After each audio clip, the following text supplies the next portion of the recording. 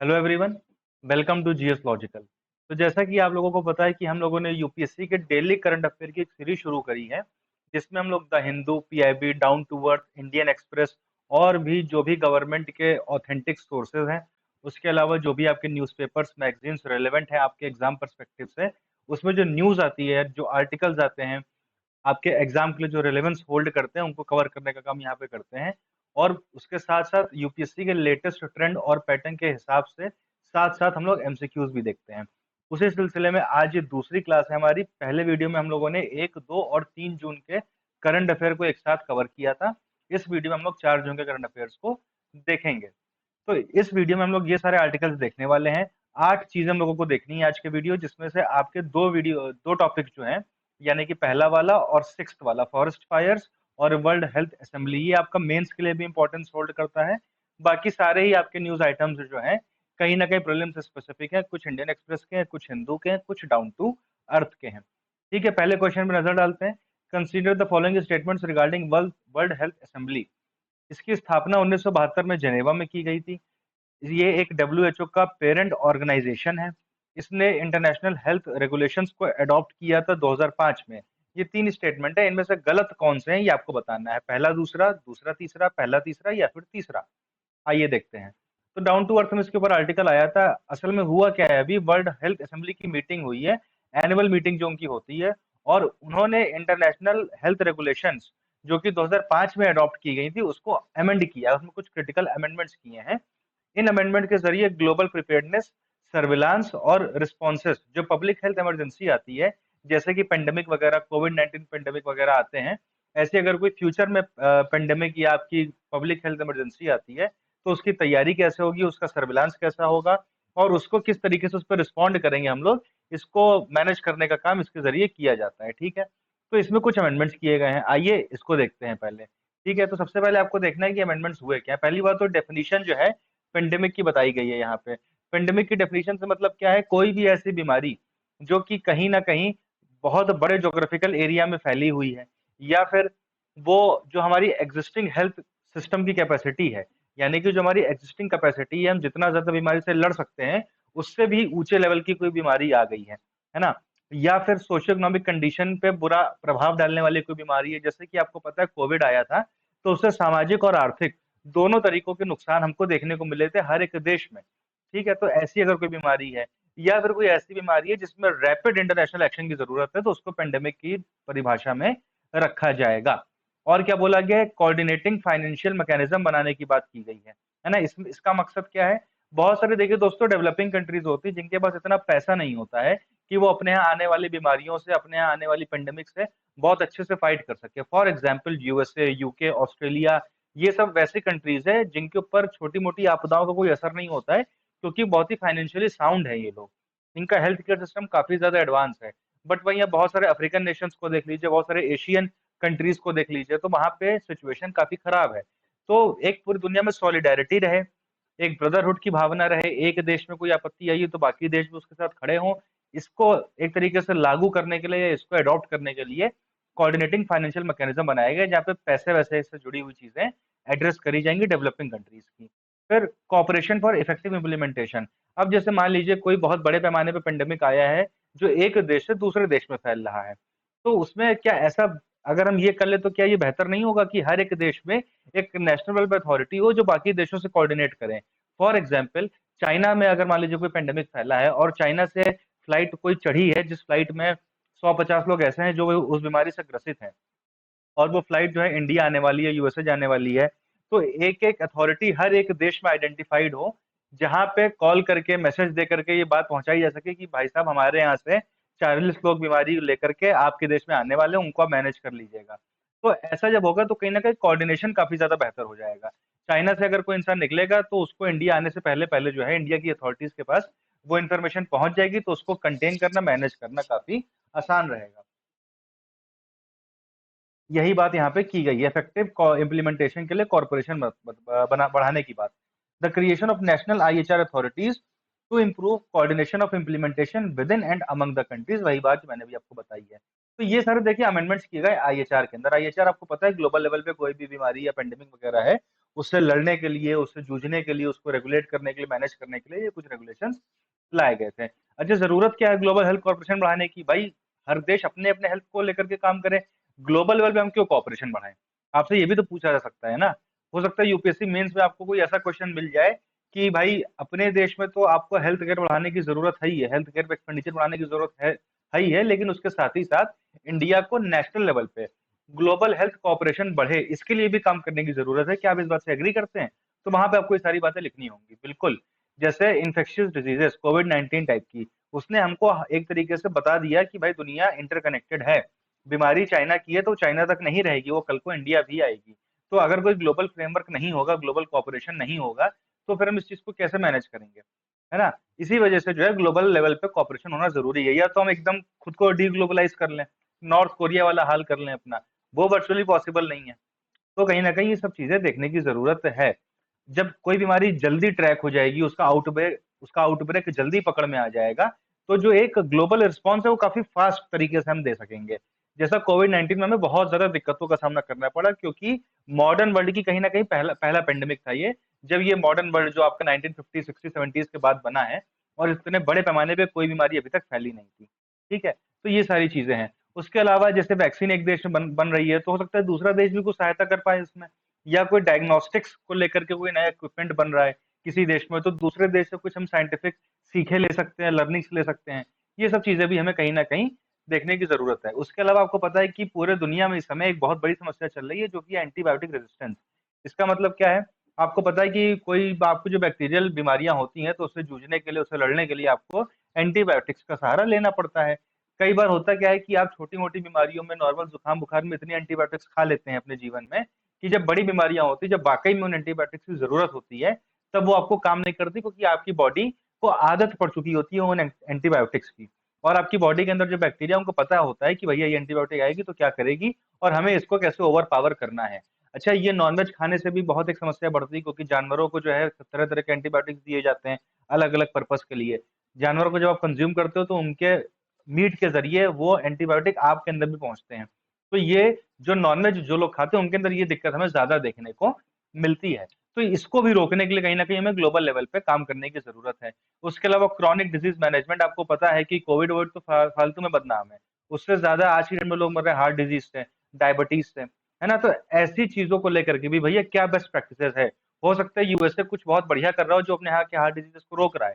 या हो सकता है कनाडा डायबिटीज़ को लेकर के बढ़िया काम कर रहा हो सकता है ना, हो सकता है इंडिया किसी बीमारी को लेके अच्छा काम कर रहा हो। तो जब हम ग्लोबल लेवल पे कोऑपरेशन बढ़ाएँगे कहीं न कहीं, तो इससे काफ़ी ज़्यादा चीज़ें जो है बेहतर होंगी। एक दूसरे से सीखने को मिलेगा। फिर हेल्थ इक्विटी एंड एक्सेस, आपको पता है वही वाली बात कि बहुत सारे देशों में रिसोर्सेज की कमी है। तो जब ग्लोबल लेवल पे कोऑपरेशन होगा, तो ऐसे देश जिनके पास सरप्लस रिसोर्स हैं, वो ऐसे देशों की मदद कर पाएँगे जिनके पास कम रिसोर्स हैं। बात समझ में आ गई? अच्छा, तो क्या आज तक कोई भी ग्लोबल हेल्थ कोऑपरेशन को लेके फ्रेमवर्क नहीं रहा है? देखिए, कोई बहुत ज़्यादा कॉम्प्रिहेंसिवली नहीं रहा है, लेकिन इसका मतलब ये नहीं कि बिल्कुल वैक्यूम है। बहुत सारे इंस्टीट्यूट्स हैं, जैसे कि आपका डब्ल्यूएचओ है, यूनिसेफ है, यूएनएफपीए है, यूएनएड्स है। ये लोग स्पेसिफिक हेल्थ को लेकर के, जैसे कि child health, reproductive health, HIV AIDS, इन सब क्षेत्रों में, इन सब एरियाज में काम कर रहे हैं कहीं न कहीं। डब्ल्यूएचओ कहीं न कहीं एक सेंट्रल कोऑर्डिनेटिंग अथॉरिटी है, जो हर एक चीज़ को कोऑर्डिनेट करने का काम करता है। लेकिन जब कोविड आया, तो हमने देखा कि कैसे डब्ल्यूएचओ भी जो है बायस होकर के काम कर रहा था, या कैसे उसके ऊपर भी अलग-अलग तरीके के प्रेशर ग्रुप्स ने अपने अपना इम्पैक्ट डाल रखा था। तो कहीं न कहीं हमें एक नए सिरे से इसको लुक आफ्टर करने की ज़रूरत है। ठीक है? फिर इंटरनेशनल हेल्थ रेगुलेशंस हैं, ये वही जिनको अभी अमेंड किया गया है, भाई ये पहले से हैं, ये भी चीज़ है, इसको 196 कंट्रीज़ ने एक तरीके से अडॉप्ट भी कर रखा है। बहुत सारे ग्लोबल हेल्थ इनिशिएटिव्स चलते रहते हैं, जैसे कि आपका global fight fund to fight AIDS, tuberculosis and malaria, Gavi, जो कि अभी आपका वैक्सीन अलायंस बना है आपका। तो बहुत सारे इनिशिएटिव्स हैं, ये तो मतलब छोटे-मोटे एग्जाम्पल हैं। इसके अलावा बहुत बड़े पैमाने पे इनिशिएटिव्स चल रहे हैं। पब्लिक प्राइवेट पार्टनरशिप की बात करें, तो bill and Melinda Gates foundation जो है आपका, एक एनजीओ है। ये तो सिर्फ एक एग्जाम्पल है, ऐसे बहुत सारे एनजीओ हैं, जो प्राइवेट सेक्टर को पैसा दे रहे हैं, रिसर्च करने के लिए साइंटिस्ट को फंड कर रहे हैं, ताकि वो नई वैक्सीन्स, नए मेडिकेशंस डेवलप कर सकें। उसके अलावा रीजनल ऑर्गेनाइजेशंस है, जैसे कि Pan American Health Organisation America के लिए है, अफ्रीकन यूनियन अफ्रीका के लिए है, अपने-अपने एरिया में हेल्थ को लेकर के काम करने के लिए। तो ये सब फ्रेमवर्क अभी भी हमारे यहाँ पे है। अच्छा, ये पूरी न्यूज़ आई थी वर्ल्ड हेल्थ असेंबली की वजह से, तो इसके बारे में भी देख लेते हैं। भैया ये डब्ल्यूएचओ की डिसीजन मेकिंग बॉडी है, ठीक है? और डब्ल्यूएचओ के जो भी मेंबर स्टेट्स हैं, वो सब अपना डेलीगेशन भेजते हैं जब भी एनुअल मीटिंग होती है डब्ल्यूएचओ की। बात समझ में आ गई? डब्ल्यूएचओ एक बड़ी बॉडी है, उसकी एक तरीके से डिसीजन मेकिंग बॉडी WHA है, ठीक है। और इसके जो भी WHO के मेंबर होते हैं वो सब लोग जो है मीटिंग में शामिल होते हैं। स्थापना 1948 में, हेडक्वार्टर आपका जिनेवा स्विट्जरलैंड में। मतलब जो WHO का हेडक्वार्टर है वहीं पे इनकी मीटिंग भी होती है, कोई अलग से हेडक्वार्टर इनका नहीं है। फंक्शंस क्या है? ऑर्गेनाइजेशन यानी कि WHO की पॉलिसीज को डिसाइड करते हैं। डायरेक्टर जनरल WHO का कौन बनेगा उसको अपॉइंट करते हैं। फाइनेंशियल पॉलिसीज का एडमिनिस्ट्रेशन करते हैं, और जो भी किसी प्रोग्राम को लेकर बजट वगैरह प्रपोज होता है उसको रिव्यू करते हैं, उसको अप्रूव भी करते हैं। आइए चलते हैं अपने क्वेश्चन के ऊपर। यहाँ पे हमने देखा पहला स्टेटमेंट तो आपका गलत हो गया, क्योंकि 1948 में आपका वर्ल्ड हेल्थ असेंबली बनी है। हेडक्वार्टर हेडक्वार्टर तो ठीक है। ये WHO का पेरेंट ऑर्गेनाइजेशन नहीं है, WHO इसका पेरेंट ऑर्गेनाइजेशन है। ये WHO की डिसीजन मेकिंग बॉडी है। और IHR आपके 2005 में आए थे, तो ये बात सही है। इनकरेक्ट पूछा था तो option number A 1 and 2 only आपका आंसर हो जाएगा। चलिए बढ़ते हैं अगले क्वेश्चन की तरफ। इंडिया में वोट काउंटिंग को लेके जो प्रोसीजर है उसके बारे में आपको कुछ स्टेटमेंट्स दिए गए हैं। जैसे कि पोस्टल बैलेट और ईवीएम के वोट एक साथ काउंट होना शुरू हो जाते हैं। आपको पता है कि आज 4 जून का दिन है, आज ही आपके इलेक्शन के रिजल्ट आ रहे हैं, और रिजल्ट लगभग लगभग आपके आ भी चुके हैं। ठीक है, तो उसी चीज को, ये प्रक्रिया कैसे फॉलो की जाती है उसको लेकर के ये आपका एक द एक्सप्लेन्ड आया था द इंडियन एक्सप्रेस में, वहीं से हमने ये कवर किया है आपके लिए। Each candidate who has contested from election who has contested the election has to be personally present at the counting table। यानी कि जब वोटों की गिनती चल रही है तो वो हर एक इंसान जिसने इलेक्शन लड़ा है उसको काउंटिंग टेबल पे होना जरूरी है। कौन कौन से स्टेटमेंट इनकरेक्ट हैं? खाली पहला, दूसरा, या फिर दोनों, या फिर कोई भी नहीं? चलिए, यहाँ पे आपके इंडियन एक्सप्रेस में जैसे कि मैंने आपको बताया आर्टिकल आया है। अब देखिए, इस साल लगभग लगभग जो इलेक्शन हुआ है उसमें लगभग लगभग 65 करोड़ लोगों ने, 64 से 65 करोड़ के बीच में लोगों ने वोट अपना दिया है। अब इन वोटों की गिनती हो रही है, इसी के बेसिस पे आपका नतीजा निकल रहा है। अब ये वोटिंग होती कैसे है, ये पूरी प्रक्रिया यहाँ पे दी हुई है। देखिए आपको फोटो में ये बहुत सारे चीजें दिखाई पड़ रही है, सब ईवीएम्स हैं जो आपकी स्ट्रॉन्ग रूम में रखी जाती है काउंटिंग होने के बाद, सॉरी, वोट पड़ने के बाद जो ईवीएम्स होती हैं, इलेक्ट्रॉनिक वोटिंग मशीन, उनको एक जगह स्ट्रॉन्ग रूम में रखा जाता है। ठीक है, क्योंकि वोटिंग का डे और काउंटिंग के डे में ठीक ठाक डिफरेंस होता है। जैसे 19 अप्रैल को पहले फेज की वोटिंग हो गई थी, बट काउंटिंग हर फेज की आज ही हो रही है ना। तो इतने दिन से ये रखी हुई है स्ट्रॉन्ग रूम में, तो इनको आज निकाला जाता है। और कौन जो है इंचार्ज होता है काउंटिंग ऑफ वोट्स का, वो होता है रिटर्निंग ऑफिसर।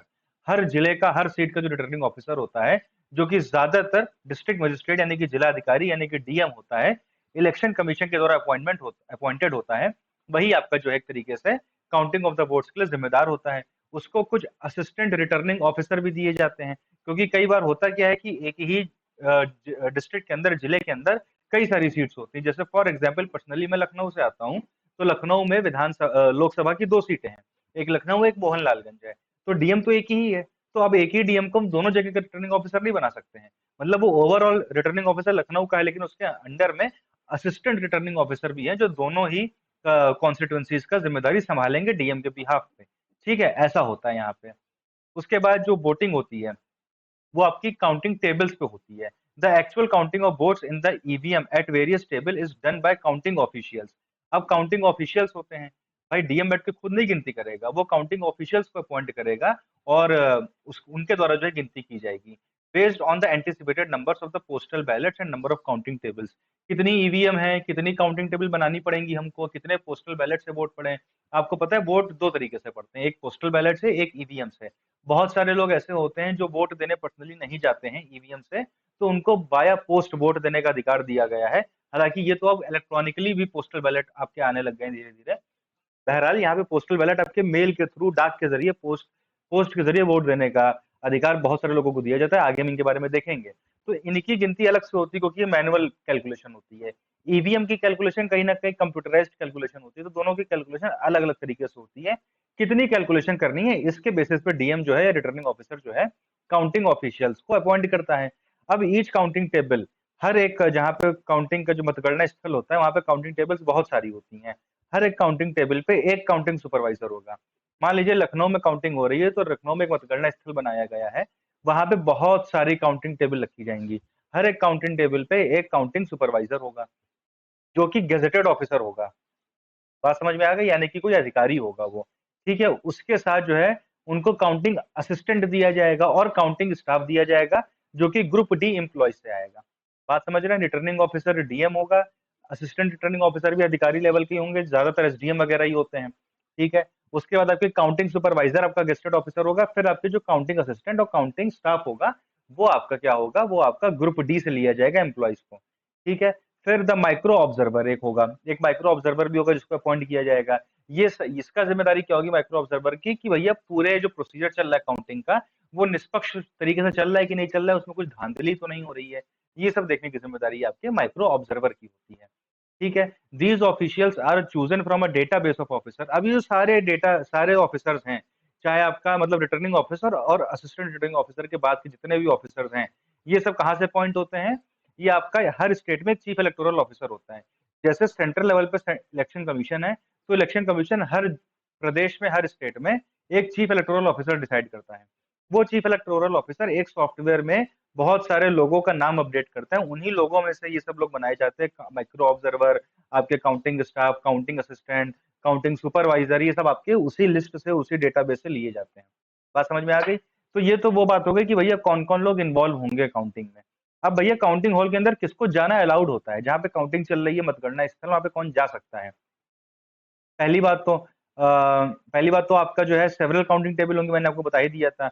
हर एक कैंडिडेट जो होगा, जितने लोग ने भी इलेक्शन लड़ा है, वो खुद रह सकता है और अपने एजेंट्स को वहां पे रखा सकता है, क्योंकि भाई आपको पता है कि एक एक हॉल में कई सारे काउंटिंग टेबल हैं और कई सारे काउंटिंग हॉल होते हैं। तो हर जगह पे कैंडिडेट खुद तो मौजूद रह नहीं सकता है, तो वो अपने बहुत सारे एजेंट्स अपॉइंट कर देता है। हर एक टेबल पे हर एक कैंडिडेट का एक एक एजेंट रहेगा। फॉर एग्जाम्पल 10 लोगों ने इलेक्शन लड़ा है और टोटल आपके 10 काउंटिंग टेबल हैं फॉर एग्जाम्पल, तो हर एक दसों कैंडिडेट के 10-10 काउंटिंग एजेंट होंगे जो हर एक टेबल पे बैठेंगे। बात समझ रहे हैं आप? यानी कि हर एक टेबल पे 10 काउंटिंग एजेंट बैठेंगे जो कि 10 अलग अलग कैंडिडेट के होंगे। ये होता है, ठीक है। तो ये लोग होंगे। इसके अलावा आपका जो होगा काउंटिंग एजेंट वगैरह होंगे काउंटिंग टेबल पे, ये सब लोग तो हो ही गए। उसके अलावा जो है आपके जिनकी इलेक्शन में ड्यूटी लगी हुई है, जैसे कि आपके counting supervisor, counting assistant, micro observer, election commission ने जिनको एज अ ऑब्जर्वर बनाया है ना, वो लोग वहां पे जा सकते हैं। और पब्लिक सर्वेंट जिनकी इलेक्शन की ड्यूटी है, वो लोग जा सकते हैं। Candidate, election agent, counting agent, ये सारी लिस्ट है जो लोग काउंटिंग वाले जगह पे जा सकते हैं। अब ध्यान रखिए पब्लिक सर्वेंट्स की यहाँ पे बात की जा रही है कि पब्लिक सर्वेंट इलेक्शन ड्यूटी पे जो है वो जा सकते हैं, लेकिन यहाँ पे पुलिस ऑफिसर्स को नहीं जोड़ा गया है। पुलिस ऑफिसर्स को मतगणना स्थल के अंदर, मतगणना हॉल के अंदर जाना अलाउड नहीं होता है, ठीक है। वो यहाँ पे पब्लिक सर्वेंट की परिभाषा से बाहर है। या फिर कोई मंत्री अगर है तो मंत्री भी नहीं जा सकता है। अगर वो कैंडिडेट है वहां का तो वो जा सकता है, बट नॉर्मली एज अ मंत्री की हैसियत से वो किसी भी काउंटिंग एरिया में नहीं जा सकता है, ठीक है। चलिए, इसके अलावा कोई भी अलाउड नहीं होता है, बात समझिए आप, ठीक है।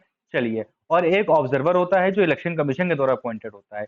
किसी भी इंसान को फोन ले जाना अलाउड नहीं होता है काउंटिंग हॉल के अंदर, सिवाय इलेक्शन कमीशन के ऑब्जर्वर के। ध्यान रखिएगा, माइक्रो ऑब्जर्वर अलग है और ये इलेक्शन कमीशन का ऑब्जर्वर अलग है।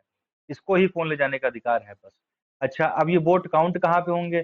तो भैया rule 51 conduct of election rules 1961 में बताया गया कि जो रिटर्निंग ऑफिसर है वो एक हफ्ता पहले कम से कम जगह बता दे कि जहाँ पे काउंटिंग काउंटिंग होनी है। ज्यादातर जिलों में, ज्यादातर डिस्ट्रिक्ट में जो उनका मुख्यालय होता है, यानी कि डिस्ट्रिक्ट का हेडक्वार्टर होता है, वहां पे जो है आपकी काउंटिंग चलती है।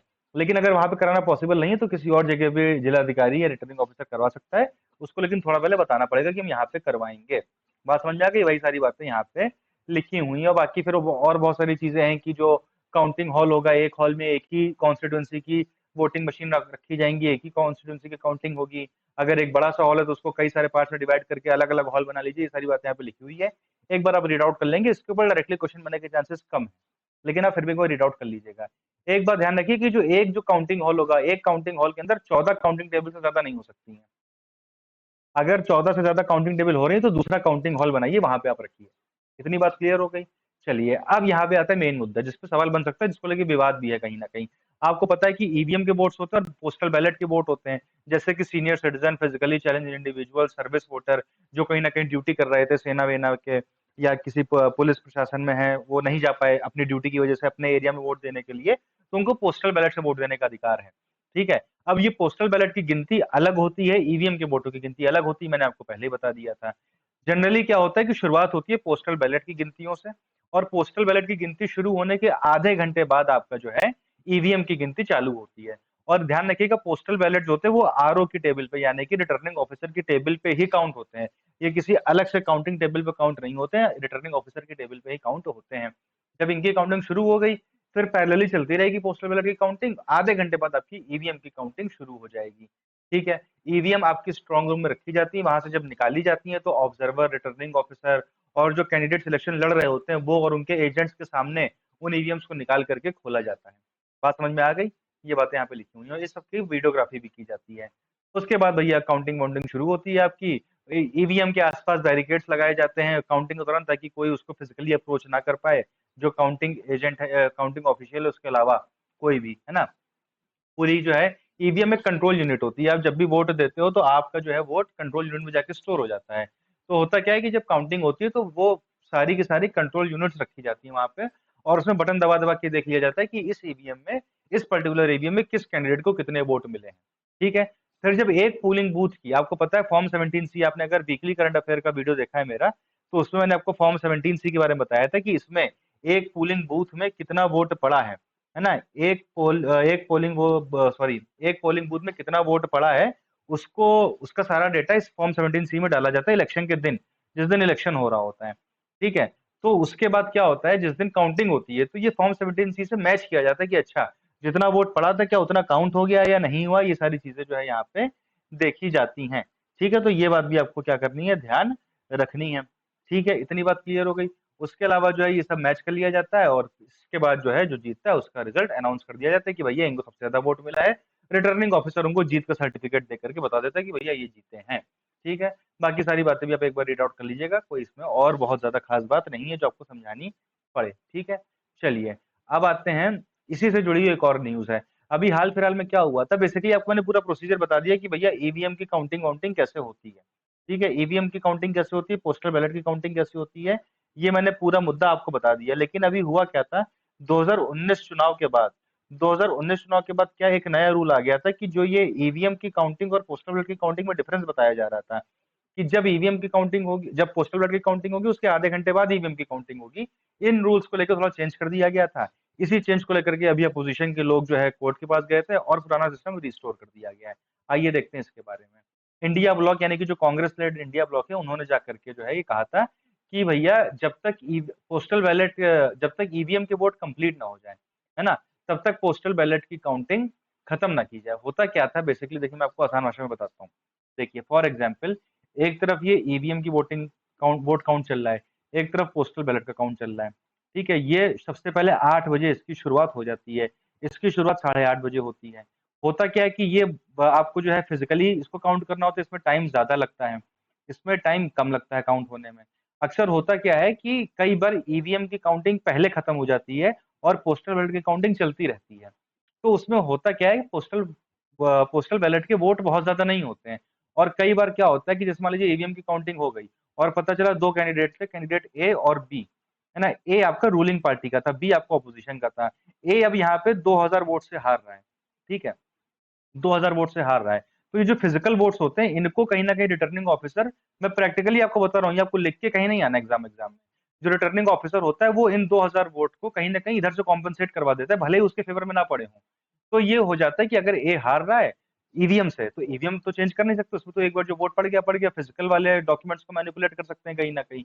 तो इसको कई जगह ऐसा देखा गया है, मतलब शिकायतें आती हैं, देखा क्या गया है कि इन वोट्स को, पोस्टल बैलेट के वोट्स को मैनिपुलेट करके रूलिंग पार्टी के इंसान, मतलब रूलिंग पार्टी से रिटर्निंग ऑफिसर यानी कि डीएम के रिलेशन काफी अच्छे होते हैं बेसिकली। जैसे अभी बीजेपी रूलिंग पार्टी है, तो जो भी अलग अलग जिलों के डीएम है वो कहीं ना कहीं बीजेपी के खास हैं, बीजेपी की उनके ऊपर एक तरीके से छत्र छाया है, तभी वो डीएम के पद पे बैठे हुए हैं।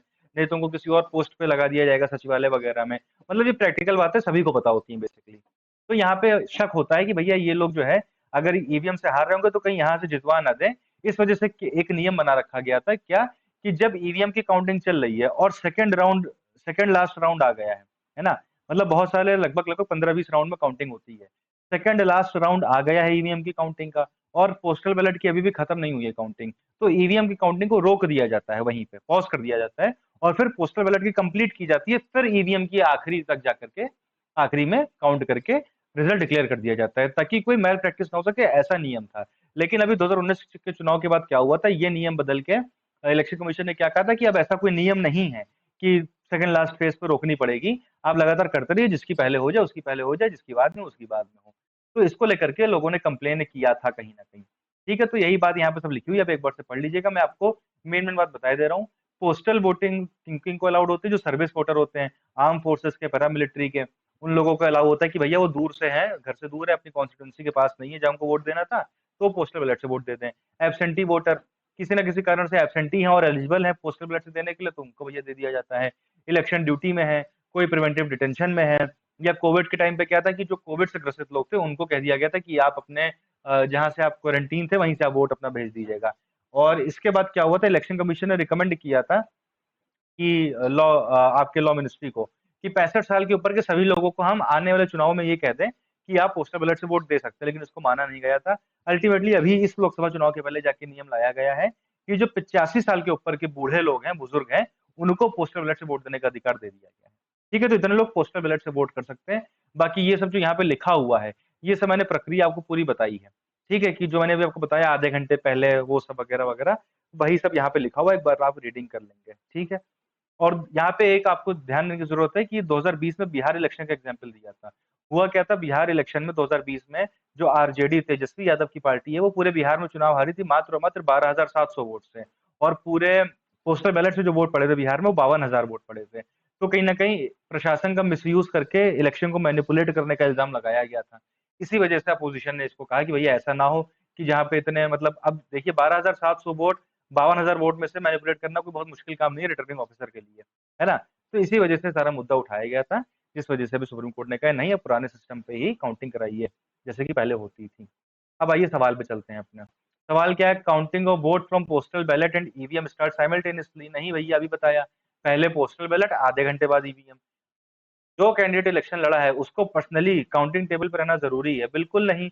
मैंने अभी बताया कितनी सारी काउंटिंग टेबल होती हैं, क्या कैंडिडेट हर एक काउंटिंग टेबल पर जाकर के बैठ सकता है? बिल्कुल नहीं बैठ सकता है। तो वो अपने काउंटिंग एजेंट को बैठा सकता है। ठीक है, तो आपके दोनों स्टेटमेंट इनकरेक्ट हैं, यानी कि आंसर आपका क्या है, option number C, both 1 and 2। ठीक है, चलिए भाई अगली न्यूज पे आते हैं।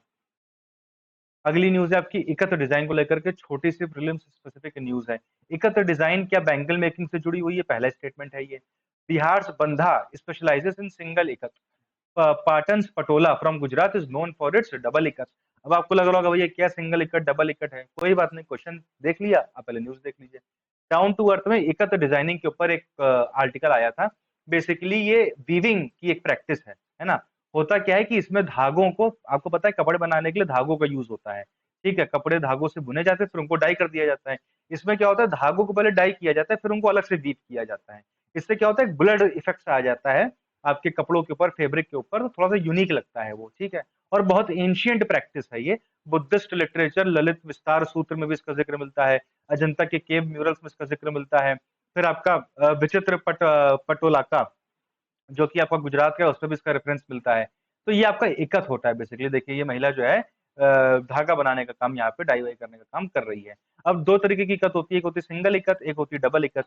बेसिकली होता क्या है कि जब कपड़ों को सिंपली या तो ऐसे ऐसे बुना जाए, सीधा सीधा, या ऐसे ऐसे ऐसे बुना जाए, तो इसको बोलते हैं सिंगल इकत। कई बार हम कपड़ों को ऐसे भी बुन सकते हैं, ऐसे ऐसे करके, है ना, मतलब ऊपर भी और बगल बगल में भी, हॉरिजॉन्टली भी और वर्टिकली भी। तो ये होता है आपका डबल इकत। देख लीजिए यहीं पे लिखा हुआ है यहाँ पे, dyeing involves either the warp और वेफ्ट थ्रेड्स। वार्प मतलब ये और वेफ्ट मतलब ये, है ना, simpler and quicker to produce. लेकिन डबल इकत में क्या होता है, both warp and weft threads are integratedly resist dyed for precise alignment. ठीक है, तो ये आपका दोनों को एक साथ डाई किया जाता है इस तरीके से। इधर से ये भी डाई किया जा रहा है, उधर से वो भी डाई किया जा रहा है। इस तरीके से आपका जो डाइंग होती है उसको हम क्या बोलते हैं, उसको हम डबल इकत बोलते हैं। बात यहां तक समझ में आ गई आपको? चलिए, Patan Patola from Gujarat is known for its double ikat and received a GI tag in 2013। तो आपको सिंपल इतना ध्यान रखना है, कोई पूछ ले कि पाटन पटोला क्या है, पाटन पटोला आपका एक इकत, डबल इकत का एक तरीका है, एक वहां की कला है जो कि गुजरात की है और इसको जीआई टैग मिला हुआ है। राजकोट पटोला भी गुजरात का ही है, लेकिन इसको सिंगल इकत के लिए जीआई टैग मिला हुआ है। ये भी आपको ध्यान रखना है। ठीक है, यूपीएससी ऐसे आजकल उल्टे सीधे क्वेश्चन पूछने की उसकी आदत बन गई है। तो अब ध्यान रखिएगा कि पाटन पटोला यहाँ पे डबल इकत, राजकोट पटोला यहाँ पे सिंगल इकत, दोनों को जीआई टैग मिला हुआ है। फिर बंधा कहाँ का है, बंधा आपका उड़ीसा का है, इसको भी जीआई टैग मिला हुआ है। संबलपुरी इकत, बोमकाई, ये सब जीआई टैग वाले आपके इकत के अलग अलग आपकी वराइटीज हैं, डिजाइन हैं। तेलंगाना में तेलिया रुमाल, है ना, ये सब चीजें हैं आपकी। तो आप एक बार रीडिंग कर लीजिएगा, क्वेश्चन पे आइए अपने आप। It is associated with profession of bangle making. बिल्कुल नहीं, आपकी डाइंग, डाइंग से जुड़ी हुई है ये। बिहार बंधा है स्पेशलाइजेशन सिंगल इकत, बिहार का बंधा पहली बात तो है ही नहीं, उड़ीसा का बंधा है, ठीक है, तो ये स्टेटमेंट यहीं पे गलत हो गया। उसके बाद Patan Patola from Gujarat is known for is double ikat, खाली यही स्टेटमेंट सही है। करेक्ट पूछा गया था तो ओनली टू, यानी कि ऑप्शन नंबर बी आपका आंसर हो जाएगा। आई होप चीजें आपको क्लियर हो गई हैं। देखिए ये सब छोटी छोटी न्यूज है, इसको ज्यादा एक्सप्लेन करने की जरूरत नहीं होती है, लेकिन क्या होता है कि क्वेश्चन यहाँ से कई बार आ जाता है ना, कई बार यहाँ से क्वेश्चन आ जाते हैं। और आजकल यूपीएससी का जो नया ट्रेंड बन गया वो ऐसे ही क्वेश्चन पूछने की उसकी आदत लग गई है यूपीएससी की। तो आपको ध्यान रखना, पढ़ना लिखना ये सब बहुत ज्यादा जरूरी हो गया है आपके लिए, छोटी न्यूज देख के आपको इग्नोर नहीं करना है। चलिए भाई ये समझ में आ गया, तो बढ़ते हैं अपने अगले क्वेश्चन के ऊपर। अगला क्वेश्चन निपा वायरस के बारे में है। क्या निपा वायरस का direct transmission from human to human possible है? ये पहला स्टेटमेंट है। दूसरा क्या है, वैक्सीन जो कि निपा वायरस को प्रोटेक्ट या प्रिवेंट करने के लिए बनाई गई है, उसको रिसेंटली यूनिवर्सल इम्यूनाइजेशन प्रोग्राम में डाल दिया गया है। आपको बताना कि कौन सा इनकरेक्ट है, खाली पहला, खाली दूसरा, दोनों, या फिर कोई भी नहीं। आइए देखते हैं हुआ क्या है। नया method, new method to generate virus like particles to protect, to help the developing antibodies against Nipah. तो यहाँ पे कुल मिला के आपको देखना क्या है, वायरस लाइक पार्टिकल्स आपको देखना था, हिंदू का आर्टिकल था, और निपा वायरस देखना है, ये दो चीजें देखनी है। बेसिकली आपको याद होगा जैसे जब कोविड आप लोग को हुआ था, या मतलब कोविड जब चला था, उसको उसको लेकर के जब वैक्सीन बनाई गई थी, तो वैक्सीन कैसे बनाई गई थी, वैक्सीन के अंदर कोविड का एक छोटा सा एक स्वरूप डाला गया था, जो बहुत ज्यादा हार्मफुल नहीं था, है ना। होता क्या है कि बॉडी, वैक्सीन का बेसिकली काम ये होता है कि वो आपकी बॉडी के अंदर जाती है और आपको एक छोटा सा, जो आप जिस बीमारी के लिए वो वैक्सीन बनाई गई है, उसी बीमारी का एक लाइटर वर्जन, लाइट मोड आपकी बॉडी में डाल देती है। जब वो बीमारी आपकी बॉडी में पहुंचती लाइट मोड में, तो आपकी बॉडी क्या करती है, उस बीमारी से लड़ने के लिए एंटीबॉडीज बना के रख लेती है अपने पास, सेना तैयार कर लेती है। फिर जब सही में वो बीमारी बड़े रूप में आती है, तो आपके पास एंटीबॉडीज पहले से तैयार होती है उस बीमारी से लड़ने के लिए। वैक्सीन कहीं भी इस बात का प्रमाण नहीं है कि आपको बीमारी होगी नहीं। आपकी बॉडी में जब उस बीमारी के लिए वायरस आएगा, तो उस वायरस को मार के भगाने में आपकी बॉडी सक्षम होगी, यही मतलब होता है वैक्सीन का। इसी को हम बोलते हैं वायरस लाइक पार्टिकल्स। तो ऐसे कुछ वायरस लाइक पार्टिकल्स से जो है वैक्सीन बनाने के लिए जो है कुछ नया आपका खोजबीन हुई है, ज्यादा आपको जानने की जरूरत नहीं है। वायरस लाइक पार्टिकल्स आपको क्या होते हैं ये आपको जानने की जरूरत है, एक बार इसकी आप रीडिंग कर लेंगे, क्या इसका रेडियस रेडियस होता है, फैक्चुअल बातें हैं, कोई बहुत खास नहीं है, जस्ट आपको पता होनी चाहिए कि क्या होती है। कोई फालतू की बात करने का कोई मतलब नहीं है यहाँ पे। नीपा वायरस के बारे में बात करें तो ये एक जूनोटिक वायरस है, यानी कि जूनोटिक का मतलब क्या है, एनिमल से ह्यूमंस में जाता है, ठीक है। अच्छा, खाली एनिमल से ह्यूमन में नहीं जाता है, कंटेमिनेटेड फूड खा करके भी ट्रांसमिट हो सकता है, और डायरेक्टली लोगों से लोगों के बीच में भी ट्रांसफर हो सकता है, ठीक है। तो यहाँ पे आपका जो ये वाला स्टेटमेंट था कि it's direct human to human transmission is possible, तो ये तो सही है आपका। दूसरी बात क्या है कि भैया ये आपका जो है, the virus can also cause severe disease in animal such as pigs, resulting in significant economic losses for farmers. अब भैया ये जानवरों में भी बहुत सारी बीमारियां इंड्यूस कर देते हैं। इसकी पहली बार जो शुरुआत हुई थी वो कहाँ पे हुई थी, वो आपकी मलेशिया और सिंगापुर में हुई थी। कब? 1998 और 1999 में, ये बात भी आपको ध्यान रखनी है। हो सकता है यूपीएससी आपको चाइना लिख के दे दे, आपको लगे कि यहाँ सारी बीमारियां तो चाइना से ही आती हैं या अफ्रीका से आती हैं, तो ऐसा नहीं है, ये मलेशिया और सिंगापुर से निकाली हुई बीमारी है। ट्रीटमेंट की बात करें तो फिलहाल ना तो कोई ड्रग है, ना तो कोई ड्रग मतलब कोई मेडिसिन नहीं है, ना तो कोई वैक्सीन है जो निपा वायरस को रोक सके या उसको इलाज कर सके। आपको निपा वायरस की वजह से जो आपके न्यूरोलॉजिकल और रेस्पिरेटरी दिक्कतें होती हैं, उनका इलाज करने के लिए आपको इंटेंसिव सपोर्ट केयर दिया जाता है। तो दूसरा स्टेटमेंट तो ऑटोमेटिकली गलत ही हो गया ना।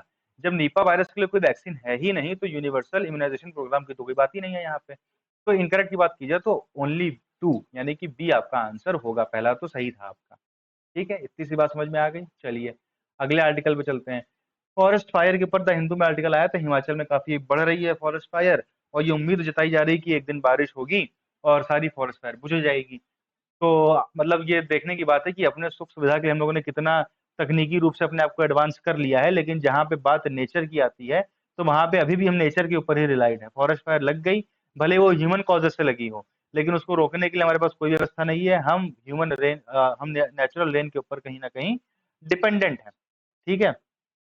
तो ये बात आपको ध्यान रखनी है, इसको लेकर के आया है क्वेश्चन कि इनमें से कौन कौन सी गैसेस फॉरेस्ट फायर के दौरान रिलीज होती हैं। Carbon dioxide, monoxide, hydrogen, volatile organic components, organic carbon, elemental carbon, particulate matter, या फिर H2O, मतलब या फिर नहीं H2O। ये सारी इनमें से आपको कोड्स चूज करना है। तो आइए पहले देख लेते हैं फॉरेस्ट फायर होती क्या है, मेन स्पेसिफिक काफी कुछ इसमें आपके लिए जानकारी है, तो ये जानना भी आपके लिए जरूरी है। चलिए, तो भैया फॉरेस्ट फायर आपको पता है, जब जंगल में आग लग जाती है तो उसको हम फॉरेस्ट फायर बोलते हैं। क्लासिफिकेशन की अगर हम बात करें तो ये कई तरीके की होती है। एक सरफेस फायर होती है। क्या होता है कि जब ग्राउंड पे कूड़ा वगैरह पड़ा है, बहुत सारी सूखी पत्तियां वगैरह पड़ी हैं, तो उस पे जब आग लगती है, उससे उसकी वजह से जब जंगल में आग लगती है तो उसको हम फॉरेस्ट फायर बोलते हैं, सॉरी सरफेस फायर बोलते हैं। उसके बाद एक होती है अंडरग्राउंड और ज़ॉम्बी फायर। जमीन के अंदर या फिर बहुत बड़े बड़े ढेर लगे हुए, उसके अंदर धीरे धीरे हल्का हल्का सुलग सुलग के आग आगे बढ़ रही है। एक होती है ऐसी आग जो आपको फोटो में दिख रही है। एक होती है वो जैसे कोयला नहीं सुलगता है, वैसे एक आग होती है, धीरे धीरे धीरे धीरे आगे बढ़ती रहती है, और हमको तब पता चलती है जब बहुत ज्यादा बड़े पैमाने पे वो फैल जाती है। उसी को हम बोलते हैं अंडरग्राउंड फायर या फिर ज़ॉम्बी फायर। इसको रोकना बड़ा मुश्किल हो जाता है फिर, क्योंकि बहुत देर से डिटेक्ट होती है। भाई यार ये आग तो आपको दूर से धुआं दिख जाएगा, तुरंत पता चल जाएगा कुछ ही टाइम पे कि भाई आग लगी हुई है यहाँ पे। बट अंडरग्राउंड या ज़ॉम्बी फायर आपको जल्दी पता नहीं चलती है। बात समझ में आ गई? चलिए आगे देखते हैं। अगला क्या है? कैनोपी और क्राउन फायर। ये आपकी जब पेड़ों की जो टॉप मोस्ट कैनोपी होती है, जब वैसे वैसी जगहों पे आग लगती है तो उसको हम बोलते हैं आपका क्या? इसको हम बोलते हैं कैनोपी फायर या क्राउन फायर। ठीक है, इसको भी कंट्रोल करना जो है मुश्किल होता है काफी ज्यादा, और जितना ज्यादा विंड चलते हैं, जितनी ज्यादा हवाएं चलती हैं, उतना ज्यादा ये तेज होती चली जाती हैं। मेरा काम यहाँ पे समझाना है, रीडिंग आपको इसके बाद एक बार करनी ही है पीडीएफ, इसीलिए आपको पीडीएफ दी भी जा रही है, नहीं तो खाली समझा करके यहाँ पे छोड़ दिया जाता है। Controlled deliberate fire. एक कई बार ऐसा होता है कि जंगल में बहुत सारी चीजें बढ़ जाती हैं, कूड़ा करकट बढ़ जाता है, आपका जो अनचाहे पेड़ इन्वेसिव इन्वेसिव स्पीशीज बढ़ जाती हैं, है ना? तो उसको साफ सफाई के लिए, जंगल अच्छे से मेंटेन रहे उसको मैनेज करने के लिए, कई बार जो एक्स्ट्रा आपका कुछ चीजें आ जाती हैं उसको जानबूझ के जलाया जाता है कंट्रोल्ड मैनर में। लेकिन कई बार उससे भी जो है फॉरेस्ट फायर ट्रिगर हो जाती हैं। खैर वो अलग काम होता है, बट ये भी एक तरीके की फॉरेस्ट फायर है, कंट्रोल्ड डेलिबरेट फायर। यहाँ तक की बात क्लियर हो गई है, तो आगे देखते हैं। नवंबर से जून आपका टाइम होता है ज्यादा फॉरेस्ट फायर का इंडिया में, जिसमें सबसे ज्यादा अप्रैल मई के टाइम पे देखने को मिलती है, क्योंकि इस टाइम पे गर्मी का सीजन भी रहता है। जो इंडियन फॉरेस्ट रिपोर्ट आई है, ये बाइनियल रिपोर्ट होती है, मतलब इसने जो 2021 में आई थी फॉरेस्ट सर्वे ऑफ इंडिया के द्वारा, biennial India state of forest report. इसमें बताया गया था कि जो हमारे पूरे देश में फॉरेस्ट है उसमें से 35.47%, यानी कि लगभग लगभग 35.5% जो हमारे यहाँ का जंगल है वो फॉरेस्ट फायर के लिए प्रोन है, मतलब वहां पे जल्दी लग सकती है। बाकी सारी बातें फैक्चुअल है, कहाँ ज्यादा प्रोन है ये सब देख लीजिएगा। सबसे ज्यादा फॉरेस्ट फायर आपकी मिजोरम में रिपोर्ट की गई है, 3738 के आसपास। उसके बाद देखिए दूर दूर तक कोई आधे पे भी नहीं है ना? रीजंस क्या होते हैं? पहली बात तो ह्यूमन रीजन ही है, भाई इंसान गया सिगरेट पिया, उसको वहीं पे डाल दिया, धीरे धीरे उसने आग पकड़ लिया। माचिस जलाई, डाल दिया, आग पकड़ ली। बॉन फायर लगाई, कैंप फायर लगाई, कहीं कैंप करने गया, जलती आग छोड़ दी, जंगल में आग पकड़ ली। बहुत सारा कूड़ा कर दिया, या कूड़ा जलाने के लिए आग लगाई, इन सब चीजों से भी जो है कहीं ना कहीं आग लग जाती है कई बार जंगलों में। ठीक है, कई बार ऐसा होता है कि जो स्मगलर्स होते हैं, जो जानवरों की पोचिंग करते हैं, उनको मारते हैं, वो कई बार जंगल में आग लगा देते हैं ताकि जो फॉरेस्ट ऑफिशियल्स हैं उनका दिमाग आग की तरफ चला जाए और वो अपनी स्मगलिंग वाले काम पे फोकस कर लें। उसके अलावा जो exceptionally hot and dry weather condition होती है, जैसे कि अभी हो रही है नॉर्थ इंडिया में भी, यहाँ पे तो साउथ इंडिया की बात लिखी हुई है, अभी आपकी नॉर्थ इंडिया में भी ऐसी कंडीशन है। जब ऐसी कंडीशन होती है तब भी आपका फॉरेस्ट फायर कहीं ना कहीं आपका हो जाता है। जरूरत से ज्यादा जब हाई टेम्परेचर होता है, जैसा कि अभी हो रहा है, जिस वजह से आपके वेजिटेशन काफी ड्राई हो जाता है, उस वजह से जो है आगे लग जाती है। ठीक है, यहाँ पे चिर फॉरेस्ट की बात करी गई है, उनकी लीव्स काफी ड्राई होती है, तो उनके अंदर जो है हाई फ्लेमेबिलिटी होती है। ठीक है, ये बात भी आपको, ये फैक्ट आपको ध्यान रखने की जरूरत है। चलिए कॉन्सिक्वेंसेस क्या होते हैं? भाई जाहिर सी बात है, वो लोग, वो फैमिलीज, वो ट्राइबल लोग जो जंगल पे रिलाई कर रहे हैं अपने फूड के लिए, फॉडर के लिए, फ्यूल के लिए, उनका तो सबसे ज्यादा नुकसान है यहाँ पे। ठीक है, उसके बाद जब पेड़ जल जाएंगे, श्रब्स जल जाएंगी, घासें जल जाएंगी, तो मिट्टी कमजोर पड़ जाएगी, सॉइल इरोजन ज्यादा होगा, लैंडस्लाइड वगैरह होने लगेंगी वहां पे। ये भी एक आपका आउटकम होता है।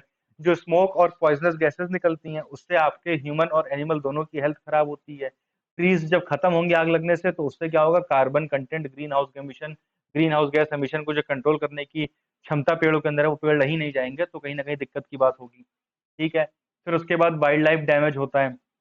आपका वाइल्ड लाइफ डैमेज होगा, बहुत सारे जानवरों का घर ही उजड़ जाता है, बहुत सारे जानवर उस आग से बच के भाग नहीं पाते, तो उनकी डेथ हो जाती है। तो यही सब आपका ओवरऑल नुकसान है। कौन कौन सी गैसेस निकलती हैं? तो ये सारी गैसेस है, CO2, carbon monoxide, particulate matter, nitric oxide, methane, volatile organic compounds, organic carbon, non methane hydrocarbon, elemental carbon, ये सारी आपकी गैसेस हैं यहाँ पे जो निकलती हैं। आइए क्वेश्चन पे चलें अपने। अच्छा, ये यहाँ पे गवर्नमेंट के कुछ इनिशिएटिव्स भी दिए हुए हैं, जैसे कि आपका national action plan for forest fire 2018 में शुरू किया गया था। फॉरेस्ट फायर को रोकने के लिए नेशनल लेवल पे प्लान वगैरह बनाया गया है।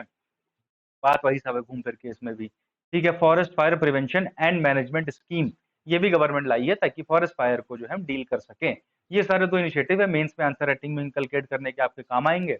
वे फॉरवर्ड क्या है भैया, पब्लिक को अवेयर करो सबसे पहली बात। लोग वहां जाके सिगरेट पी के बड ना फेंके वहां पे, या जाकर के कैंप फायर करने के लिए माचिस जला के माचिस की तिल्ली वहां पे ना फेंकें, या फिर आपका कोई भी फ्लेमेबल आपके सब्सटेंसेस ना लेके जाएं। आपको पता है बहुत सारे लोग बर्थडे मनाने के लिए आजकल चले जाते हैं जंगलों में, है ना। वहां पे क्या करते हैं फिर, वो जो फोम वोम आता है उसको मतलब वहां पे करेंगे, कैंडल जलाएंगे, उससे कई बार आग पकड़ लेती है, खुद तो निकल आएंगे अपने आप को बचा करके, जंगल वैसे का वैसा रह जाएगा। और ये सिर्फ इमेजिनेशन नहीं, आजकल ऐसे केसेस देखने को मिलते हैं। ये सब न्यूज आर्टिकल्स से ही पढ़ करके मैं आपको बता रहा हूँ कि कैसे कैसे कारणों से आग लगती है जंगलों में। तो ये सब बताया जाए, उनको अवेयर किया जाए कि भैया एक रिस्पॉन्सिबिलिटी के साथ आप जाइए नेचर के सामने, है ना। सेफली आप चीजों को वहाँ पे डिस्पोज करिए, कूड़ा वूड़ा मत जलाने लग जाइए, कैंप फायर करिए तो उसको अच्छे से बुझाइए पानी डाल करके, तब वहां से हटिए आप। ये सारी चीजें।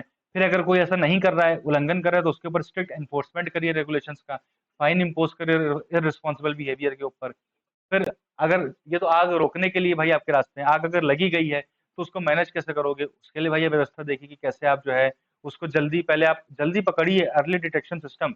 जितना जल्दी आप पकड़ पाओगे उतना ही ज्यादा बेहतर तरीके से आप कंट्रोल कर लोगे। आप पकड़ने में ही देर कर दोगे तो कहीं ना कहीं बहुत नुकसान आपको देखने को मिलेगा वहां पे। इस वजह से जो है ये सारी चीजें भी आपको ध्यान रखनी है, ठीक है। तो ये सारी बातें हो गई। ये तो आपका हो गया फॉरेस्ट फायर का पूरा प्रीलिम्स और मेंस का मुद्दा। अब इसके ऊपर क्वेश्चन जो हमने पूछा था वो आप बताइए, कौन सी गैस नहीं निकलती फॉरेस्ट फायर से। भाई आप सिंपल लॉजिक पे जाइए, H2O माने वाटर, कौन सी आग लगती है जो पानी निकलता है उसमें से, है ना।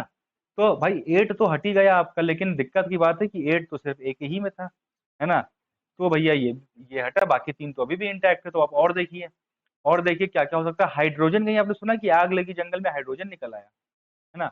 हमने तो नहीं पढ़ा ऐसा कि हाइड्रोजन निकलता हो आग लगने पे जंगलों में, हाइड्रोजन का मिशन होता हो। ठीक है, तो आपका 3 भी एलिमिनेट हो गया। जब 3 आपका एलिमिनेट हुआ तो आपके कौन कौन से ऑप्शन हटे, याला हटा खाली। अब 2 बचे हैं। अब बाकी तो आपने देखा ही है फिर कि आपका इसमें इसमें अंतर सिर्फ इतना है कि 4 और 5 नहीं है, इसमें 4 और 5 है, इसमें नहीं है।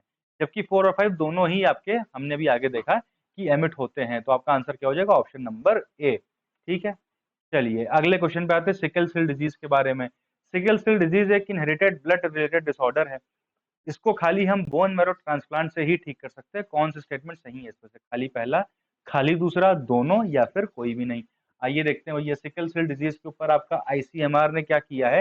आईसीएमआर ने बेसिकली ये कहा है कि जो सिकल सेल डिजीज को टैकल करने के लिए एक दवाई आती है हाइड्रोक्सी यूरिया, हाइड्रोक्सी यूरिया, उसका फॉर्मुलेशन हम प्रोवाइड कर देंगे ताकि लोग सिकल सेल डिजीज से लड़ सकें। सिकल सेल डिजीज काफी बड़े पैमाने पे देश भर में फैल रही है, पूरी दुनिया में फैल रही है। तो उससे लड़ने के लिए जो दवाइयां हमारे पास हैं उनको कहीं ना कहीं आईसीएमआर ने उसका फॉर्मूला प्रोवाइड करने की बात करी है।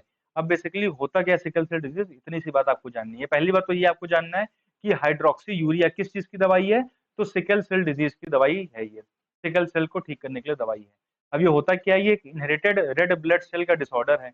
होता क्या है कि जो आपकी बॉडी में रेड ब्लड सेल होते हैं उनके आरबीसी जिसको हम बोलते हैं, आरबीसी के अंदर आपका हीमोग्लोबिन होता है।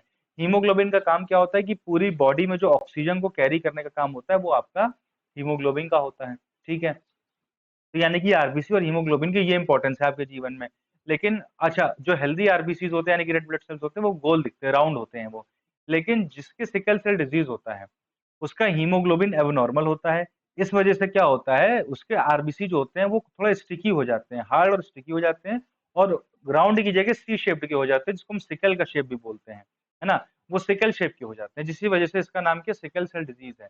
अब जब जाहिर सी बात है वो सिकल शेप के हो जाएंगे और उनका एक फॉर्म बिगड़ जाएगा, तो इससे क्या होगा कि वो जो अपना फंक्शन प्रॉपरली पहले परफॉर्म कर रहे थे वो परफॉर्म नहीं कर पाएंगे, तो ऑक्सीजन की सप्लाई पे कहीं ना कहीं दिक्कतें आएंगी। जब बॉडी में ऑक्सीजन सप्लाई नहीं होगी तो ये कॉमन सेंस की बात है कि क्या क्या आपकी दिक्कतें होंगी, फटीग आपको रहेगा, थकान रहेगी, कमजोरी रहेगी, पेलेनेस रहेगी, एनीमिया भैया आपको हो जाएगा, है ना। आपको एनीमिया भी होगा क्योंकि खून की कमी हो रही है, आरबीसी में सारा इंपैक्ट कर रहा है ये। फिर आपको दर्द होगा, पेनफुल पेनफुल एपिसोड्स होंगे आपके साथ, आपके बोन्स में दर्द होगा, इंटेंस दर्द होगा, चेस्ट में होगा, बैक में, आर्म्स में, लेग्स में, कि भाई ऑक्सीजन की सप्लाई, खून की सप्लाई कम हो रही कहीं ना कहीं। आपकी ग्रोथ डिले हो जाएगी, प्यूबर्टी डिले हो जाएगी, ये सारे सिम्टम होते हैं इसके। ट्रीटमेंट आपके 3 तरीके के हैं, है ना। बेसिकली पहला आपका ब्लड ट्रांसफ्यूजन, ब्लड चेंज करते रहिए तो जो है चीजें आपकी मैनेज रहती हैं। हाइड्रोक्सी यूरिया जो आपकी दवाई है इसको आप देख करके थोड़ा बहुत चीजों में आराम ला सकते हैं। तीसरा आपका बोन मैरो ट्रांसप्लांट या फिर स्टेम सेल की ट्रांसप्लांटेशन। ठीक है, इसको आप ट्रांसप्लांट करके भी इसको दूर कर सकते हैं। तो जो क्वेश्चन था आपका, it can only be treated by bone marrow transplant, तो ऐसा नहीं है, bone marrow transplant is one of the treatment, not the only treatment. पहला सही है, दूसरा गलत है, तो only one is the answer, यानी कि ए। ठीक है, गवर्नमेंट ने कुछ इनिशिएटिव लिए हैं, जैसे कि कुछ ऑपरेशनल गाइडलाइन वगैरह दी थी 2016 में इसको रोकने के लिए। फिर मध्य प्रदेश ने जो है अपने यहाँ स्टेट हीमोग्लोबिनोपैथी मिशन शुरू किया था इस चीज को रोकने मॉनिटर करने के लिए कहीं ना कहीं। तो ये आपको देख लेना एक बार, कोई बहुत खास बात नहीं है। सिकल सेल क्या होता है ये आपको ध्यान जानने की जरूरत है। अगला आपका जो न्यूज आर्टिकल है वो है आपका प्रेस्टोन कर्व के बारे में। ठीक है, प्रेस्टोन कर्व के बारे में आपका न्यूज आर्टिकल है। ये आपका किस चीज के बीच में रिलेशन शो करता है, द हिंदू में एक छोटा सा आर्टिकल आया है इसके ऊपर। अच्छा, अगर आपको वीडियो की पीडीएफ चाहिए तो आप हमारे टेलीग्राम चैनल पर जाकर के इसको अभी के अभी डाउनलोड कर सकते हैं। ठीक है, उसके अलावा अगर वीडियो आपको पसंद आ रहा है तो आप लाइक करें और कमेंट करके बताएं कि आपका क्या फीडबैक है, कैसा लग रहा है, क्या आपको कमी लग रही है। और अगर कोई कमी ही लग रही है, नेगेटिव फीडबैक है, तब तो जरूर कमेंट करके आप बताएं, है ना। तो इस चीज का ध्यान रखिए, वीडियो को शेयर भी करें, चैनल को सब्सक्राइब भी करें। तो प्रेस्टोन कर्व में क्या बताया गया है, किस चीज का रिलेशन शो करता है, जीडीपी और लाइफ एक्सपेक्टेंसी का, या फिर पर कैपिटा इनकम और लाइफ एक्सपेक्टेंसी का, या फिर पर जीडीपी और पर कैपिटा इनकम का, या फिर इनमें से कोई भी नहीं, किसके बीच में ये कर्व जो है रिलेशन शो करता है। बहुत सारे कर्व होते हैं, लॉरेंस कर्व, फिलिप्स कर्व, है ना, कुजनेट्स कर्व। ऐसा ही आपका एक प्रेस्टोन कर्व भी होता है, जनरली आपको स्टैंडर्ड बुक्स में देखने को नहीं मिलेगा, बट क्योंकि द हिंदू में आया है तो यूपीएससी में भी आ सकता है, और ये आपके एग्जाम के लिए काफी ज्यादा रेलेवेंट है। पहली लाइन में लिखा हुआ है कि ये एक बेसिक रिलेशनशिप दिखाता है आपका लाइफ एक्सपेक्टेंसी और पर कैपिटा इनकम के बीच में। इस आर्टिकल में, पूरे आर्टिकल में जो जिस लिखी हुई आपको यहाँ पे बता दे रहा हूँ, एक बार खुद से भी आप रीड कर लीजिएगा। बेसिकली जब भी किसी कंट्री में पर कैपिटा इनकम कम होती है तो क्या होता है, ये माना जाता है कि वहां के लोगों की लाइफ एक्सपेक्टेंसी, यानी कि वो एवरेज कितनी लंबी जिंदगी जी रहे हैं, वो भी कम होता है। ठीक है, जिन देशों में पर कैपिटा इनकम ज्यादा है, यानी कि जहाँ की आर्थिक स्थिति ज्यादा बेहतर है, वहां के लोग ज्यादा लंबी जिंदगी जीते हैं, ऐसा इस आर्टिकल में बोला गया है। ठीक है, ऐसा इस आर्टिकल में बोला गया है, मतलब ऐसा ही है। जो ये आपका कर्व है, इसका ये मतलब है, ये बताता है ये कर्व। इसकी शुरुआत करी थी किसने, सैमुअल एच प्रेस्टोन ने 1975 में, एक सोशियोलॉजिस्ट थे, उन्होंने कॉन्सेप्ट दिया था इसका। ये बात आप अपने एथिक्स के पेपर में भी यूज कर सकते हो, है ना। कहीं पे भी क्वेश्चन आए अगर आपके ऊपर पर कैपिटा इनकम के ऊपर, इकोनॉमिक कंडीशन के ऊपर कंट्रीज की, या फिर जीडीपी के ऊपर, क्या क्या इनका रिलेशन है सोसाइटी से, तो आप इसको लिंक करके बता सकते हो कि भैया according to Samuel H. Preston, as he has described in his Preston curve, कि जब भी कहीं पे पर कैपिटा इनकम ज्यादा होती है तो वहां पे लाइफ एक्सपेक्टेंसी भी ज्यादा होती है। इसका इन्होंने एग्जाम्पल भी दिया है इस आर्टिकल में, है ना। क्या एग्जाम्पल दिया है कि 1947 में इंडिया की पर कैपिटा इनकम जो है 9,000 रुपए के आसपास थी सालाना। ठीक है, 9,000 रुपए के आसपास थी, लेकिन 2011 तक आते थे बढ़ के 55,000 हो गई। वहीं पे सेम टाइम पीरियड पे 1947 के आसपास हमारे लाइफ एक्सपेक्टेंसी 32 साल थी, आज 66 साल है। 2011 में की बात हो रही है ये। ठीक है, तो कहीं ना कहीं इतना चेंज आपको देखने को मिल रहा है। जिस प्रपोर्शन में आपका कहीं ना कहीं पर कैपिटा इनकम बढ़ रहा है, उसी प्रपोर्शन में कहीं ना कहीं लाइफ एक्सपेक्टेंसी भी बढ़ रही है, ये इस आर्टिकल में बताया गया है। इस एग्जाम्पल को भी एज इट इज आप एसए के पेपर में, जीएस 1 में, जीएस 2 में, एथिक्स में, हर जगह कोट कर सकते हो। इसमें मैंने लिखा नहीं है अलग से कि ये जीएस के लिए भी इंपॉर्टेंट है, मेंस के लिए, बट ये आप as a fodder material use कर सकते हो इसको एक्स्ट्रा नंबर गेन करने के लिए। आई होप ये चीज आपको क्लियर हो गई, एक बार आप इसकी रीडिंग भी कर लेंगे। तो यहाँ पे आपका आज का वीडियो कंप्लीट होता है। उम्मीद है कि आपको वीडियो पसंद आया होगा। पसंद आया तो लाइक शेयर सब्सक्राइब करना ना भूलें। मिलेंगे आपसे कल के वीडियो में। पीडीएफ आप डाउनलोड कर लीजिएगा, एमसीक्यूज आप सॉल्व कर लीजिएगा, और मिलेंगे कल के वीडियो में। Until then have a good day and thank you.